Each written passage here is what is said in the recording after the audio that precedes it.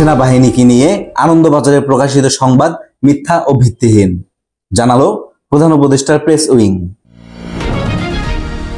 পঞ্চগড়ে 4 দিন ধরে বইছে মৃদু শৈত্যপ্রবাহ, তাপমাত্রা রেকর্ড হয়েছে 9.9 ডিগ্রি সেলসিয়াস।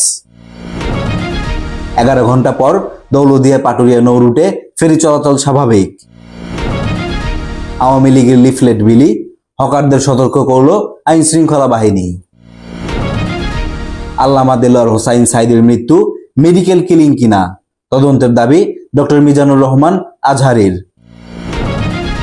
জুলাই বিপ্লবে আহতদের চিকিৎসায় সিঙ্গাপুরের চক্ষু চিকিৎসক দল ঢাকায়।